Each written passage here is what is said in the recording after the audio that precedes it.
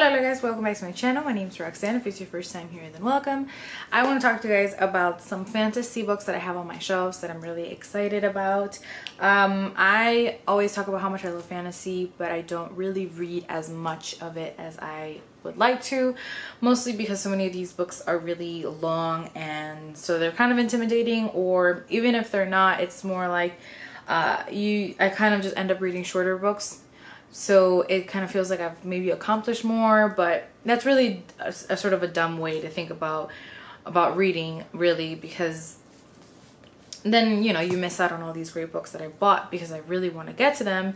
So I'm just making this video sort of to talk to you guys about these books, but also as a reminder to myself that I should really get to these because I got them for a reason, and you know, I don't want to have them and not read them. So as you guys know, I tend to buy books after, so I learn about a book, I decide whether I want to get it or not, I will add it to one of the shelves on my Goodreads, and then I won't really dive deep into what it's about again, because I don't want to create expectations and I just want to be surprised as I'm reading it. So if I talk about what these books are about, it'll be in very generic, broad terms, because I don't reread the synopses a lot, because like I said, I just kind of want to dive in the first time around.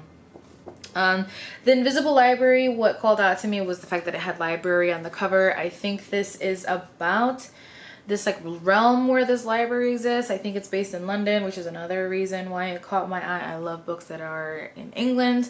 I love books that have libraries on the cover or about libraries, and so yeah, I think this might have like alternative London vibes to it. So I think there's a series by V. Schwab or Victoria Schwab, whatever her name is, that has a similar concept about like alternative Londons. I haven't read that one, but let me know if you guys think I should. But yeah, that one I got a while ago and I haven't been able to get to it, so I really should. Then is one that many of you guys have heard of, and it's The Girl Who Circumnavigated Fairyland in a Ship of Her Own Making by Catherine M. Valenti. And I don't know if this falls under young adult or young reader. Oh, I think it's young reader, because it's a 12-year-old girl, and this is supposed to be like really high fantasy. It has dragons, and it has, I think it's it's on the longer side as far as how many books are in it. And I think most people fall on the either they really love it or they hate it type of bandwagon with this one. I know that Marines over at My Name is Marines loves this, and I think that's kind of the reason why I got it initially. I trust what she has to say in books, and so I thought, why not? Then I was kind of going through lists of books that everybody should read if they kind of want to get into fantasy, and these next three were always on that list, and so I decided to get them. The first is The 12 Kings in Sharakai, and I think a lot of these are gonna have a lot of maybe a lot of political intrigue, which you guys know that I love in my fantasy. And yeah, this is like a desert city, and I think it has a young woman as our main character, which is always a plus for me in fantasy. And she defies the king's laws. That's all I need to know. Another one is one that I have actually started to read already, and I got to page 104, but I gave it up for whatever reason, so I just want to start it from the beginning. And that's The Name of the Wind by Patrick Rothfuss, and if I'm not mistaken, there are there are two books that have been published in this series, but I think it's kind of one of those George R. Martin situations where he's just taken forever to write the next one. I think Lin-Manuel Miranda might be involved in a project to bring this to life, maybe as a TV series or a movie or something. This has an unreliable narrator, and he's sort of telling the story of his life to someone in some bar, and I think it has like maybe thieves and again more political intrigue. My jam. Then it is The Mists of Avalon by Marianne Zimmer Bradley, and I don't remember a single thing about this one.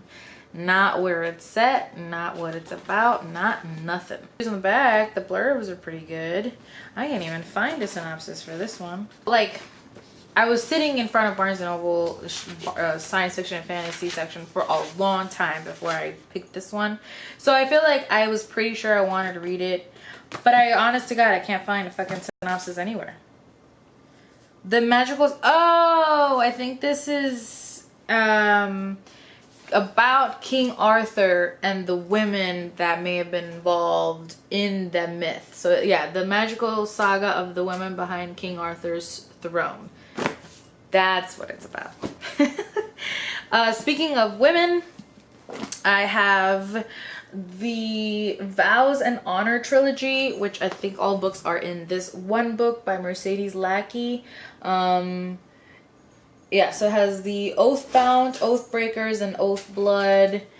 The cover makes it look like one of our main characters may be of color, which is cool. Both of them are women, which is cool also. 3 acclaimed volumes.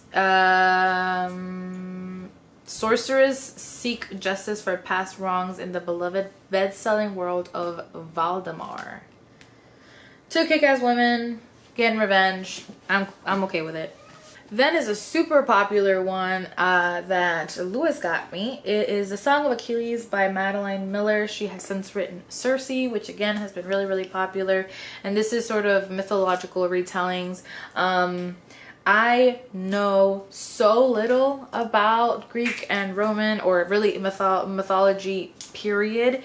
So pretty much everything that I'm going to read on there is going to be brand new to me, because I had to read mythology by Edith Hamilton the summer before I started high school, and I so half-assed that that assignment and it really kind of bit me in the butt at the end, because now I don't remember anything of what I read. So everything there is going to be new to me.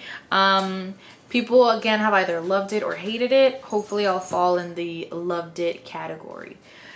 Then I got Spinning Silver by Naomi Novik. I think this is another retelling, I think, of retelling. I wanted to say Nosferatu, but it's a Rumpelstiltskin. I know. Liz just looked at me like, a Rumpelstiltskin. I read Uprooted by her and I liked it, but that's one of those books that I want to reread, because I want to know if I liked it because there was so much hype behind it, or if I liked it because I actually liked it, if that makes any sense. I got Kushiel's Dark by Jacqueline Carey not too long ago. This one has always been recommended to me. I think it might have some queer elements to it. I think it has like angels and demons and stuff like that, which I've never read a fantasy book that has those elements in it. So I'm curious, because I tend to like my fantasy with thieves, with witchcraft, and that's pretty much it. I don't even really read that much with like dragons in it or anything. And I have this giant, which is the Priory? Priory of the Orange Tree by Samantha Shannon. This again has a lot of political intrigue, and I think it's about maybe someone trying to overthrow a queen. Don't know. Looks cool. Has dragons on it. Thought I'd get it. Very excited. Then last but not least is a young reader's fantasy, if I'm not mistaken, and it is The Twist Rose Key by Tone Almgel. And this is about this young child who comes across this key that lets them into this land, which is the home of every dead animal that any child ever has loved. I feel like that might give me a lot of feelings. but I'm excited about it, and hopefully I won't cry a lot or anything like that. But so those are some fantasy books. I have, I think, a few others that kind of dip into fantasy or sort of speculative fiction, but these are like hardcore fantasy ones that I'm very excited about. Let me know if you've read any of these. You probably have. There's a lot of really popular ones here. Let me know what you thought, if you have any favorites, if you think I should make any a priority over the other. As always, thank you for watching and for listening. I love you guys very much.